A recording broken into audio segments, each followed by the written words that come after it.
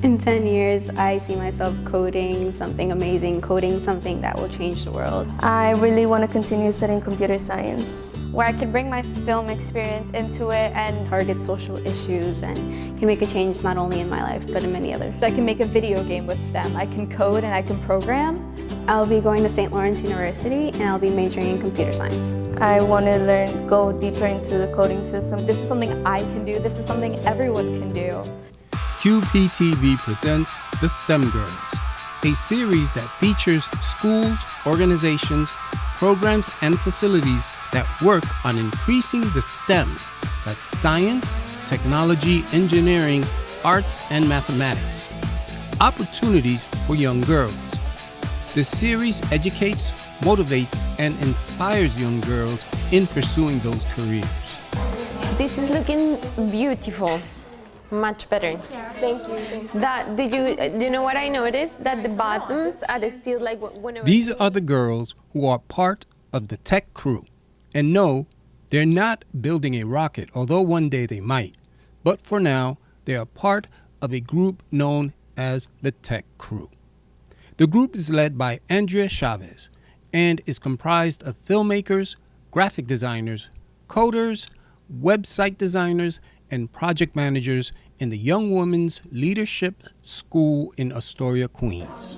Like, I'm almost 100% sure that we did, because I remember looking at that. Let's search it, because I was looking at that, but I was like, we need to wait for you. Yeah, because I think this is something that STEM is for everybody, and I think that we need more women in STEM, because if we only have one gender in STEM, then we are seeing things, when we are creating things only from one perspective. And we need to create more things from many, many perspectives. Since if you have a girl already and it's not like a search for a girl. Oh, okay, they're here. Can we sit together? Andrea Chavez guides the students work collaboratively to create a complete project that ultimately attempts to expose more young women to the myriad opportunities in the STEM fields. About STEM, I love the most how it's not just focusing on here's this project, do it. It goes more broad than that. With STEM, there's more chances to do different things.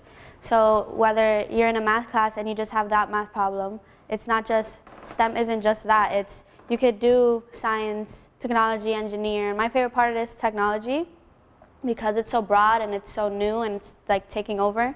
But my favorite part about STEM is that girls now in our school, they're finding interest in that, and I feel like now it's hard to catch teens in interesting things because social media and everything, but in order to, the fact that STEM is bringing girls in and actually catching their interest is what I love most about it.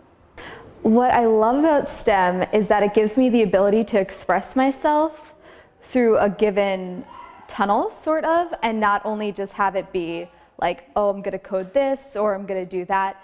It has the ability to be an artist, so I can make a video game with STEM. I can code and I can program, and I can also communicate with other people and collaborate in order to do that.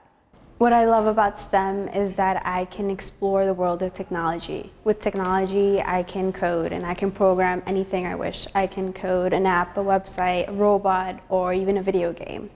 You have to start thinking about when you produce the day of just the dance, because you need really good angles.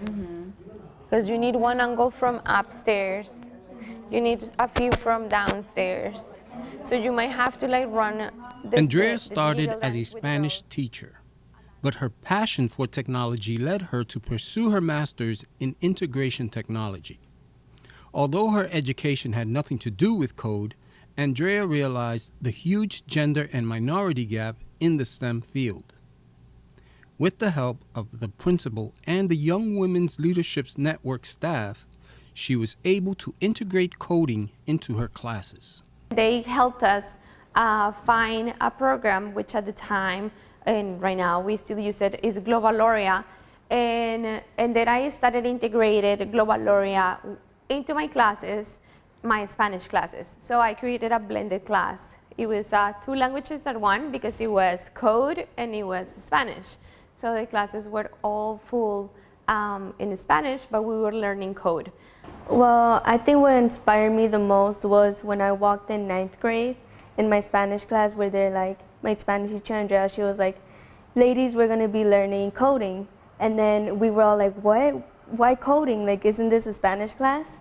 But then we realized we were gonna be working with Global Luchia, and we saw how we were gonna be trying new stuff, we were gonna be learning something, we were gonna experience creating like errors, even though we know like if we make a mistake, like we automatically think, oh my God, I failed.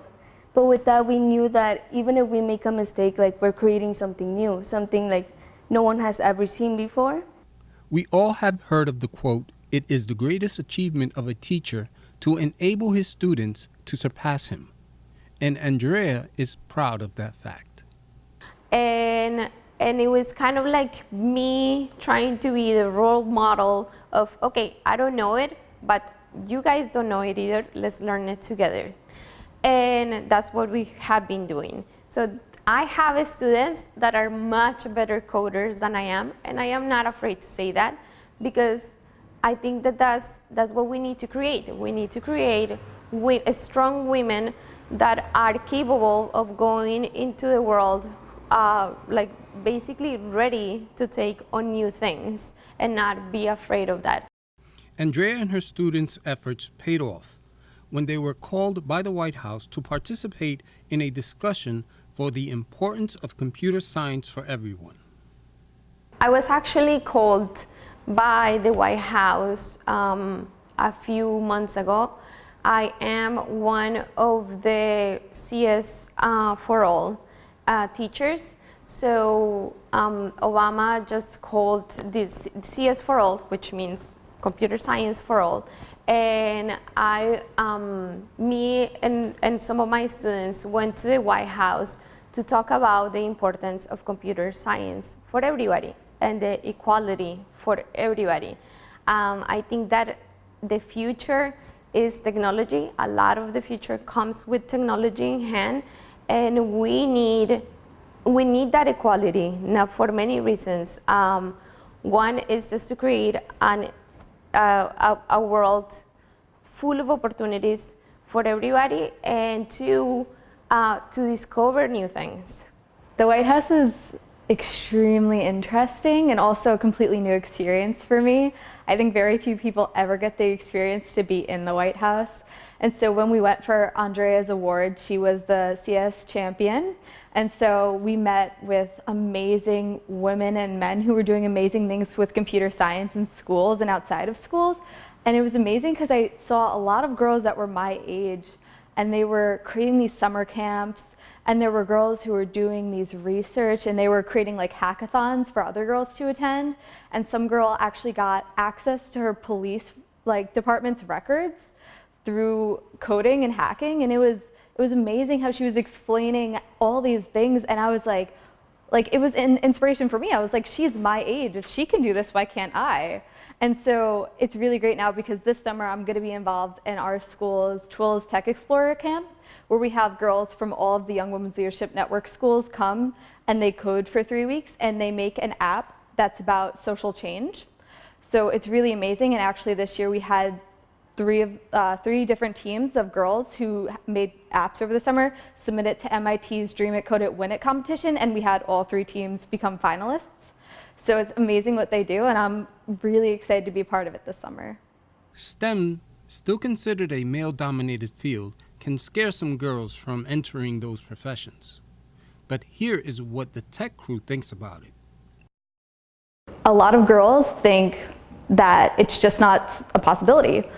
What you need to have is a role model in that field. You need to see that girls are doing what you want to do in order to do it.